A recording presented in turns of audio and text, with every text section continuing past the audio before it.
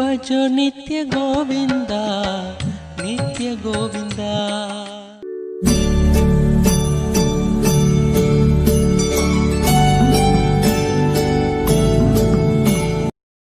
Hello அக்கா கேக்குதாங்கக்கா? சொல்லுப்பா. அக்கா ஒரு சில டவுட்ஸ் இருக்குங்கக்கா. சொல்லுமா. அக்கா எனக்கு என்னன்னு தெரியல, இப்ப இந்த குண்டலினி இது ஒரு மாதிரியாவே இருக்குங்கக்கா. எதை பார்த்தாலும் எதுவுமே யோசிக்கவும் தோண மாட்டேங்குது. இப்ப பைக்குங்கிற பேரே மறந்துட்டேன். அந்த மாதிரி எதுவுமே தாட்லெஸ்ஸாவே இருக்கு. அதான் மயனமற்ற நிலை, அதான் சரவடி தன்மை. ஓ அப்படியா? எப்பங்கக்கா இது நார்மல் ஆகும்?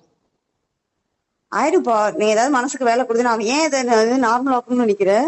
எவ்வளவு பெரிய ஃபீல் கிடைச்சிருக்கு. ஃபீல் கிடைச்சிருக்கு. இல்ல நார்மல் லைஃபுக்கு வர முடியல, அது வேற பயமா இருக்கு. ஐயோ அதெல்லாம் ஒன்றும் பிரச்சனை இல்லை, அதெல்லாம் நார்மலுக்கு வந்துடும். ஏதாவது ஒரு மைண்டுக்கு ஒர்க் கொடுத்தீங்கன்னா நார்மலுக்கு அந்த தன்மையை வந்து ஒரு 7 நாளாவது நீங்க தக்க வச்சுக்கிட்டீங்கன்னா உங்களுக்கு லைஃப் லாங் ஸ்டேபிளா இருக்கும். ஓ ஓகே ஓகே சரிங்களா? அதனால எப்படி தாட்ல ஸ்டேஜ்ல இருக்கிறது அதெல்லாமே ரொம்ப நல்லதுதான். அதுக்கு நீங்க பயப்பட வேணாம். ஓகே ஓகேங்கக்கா. அதுதான் கரெக்டான ப்ராசஸ். அது கிடைக்காம தான் எல்லாரும் நீங்கிட்டு கிடக்குறாங்க. Okay okay. நைட்டு தூக்கமும் வர மாட்டேங்குதுக்கா. எனர்ஜி ஓவர்லோட் ஆனா தூக்கம் வராது. அப்படியாக்கா? ஓகேங்கக்கா. நான் ரூல்ஸ் அண்ட் ரெகுலேஷன் உங்களுக்கு அனுப்பிடுறேன், என்னென்ன ஃபாலோ பண்ணணும்னு.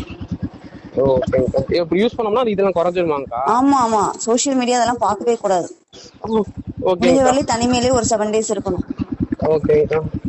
சரியா? காய்ச்சல் வரலாம், சளி வரலாம், லூஸ் மோஷன் போலாம், இது எல்லாமே நல்லது. ஏன்னா நெகட்டிவ் தான் வெளியில போயிட்டு இருக்கு. ஓகேங்கக்கா. ஒரு வாரம் அண்டர் ப்ராசஸ்ல தான் இருப்பீங்க. Okay okay. ஏன்னா லூஸ் மோஷன் போச்சு, அதே மாதிரி சளி காய்ச்சல் வந்துச்சு நைட்டு. அதெல்லாமே நல்ல சிம்டம்ஸ். நல்லா பண்ணவங்களுக்கு தான் அதெல்லாம் வரும். ஓகேவா? நல்லா சாப்பிட்டு ரெஸ்ட் எடுங்க.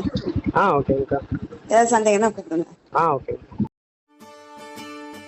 என்ன புண்ணியம் செய்தேனோ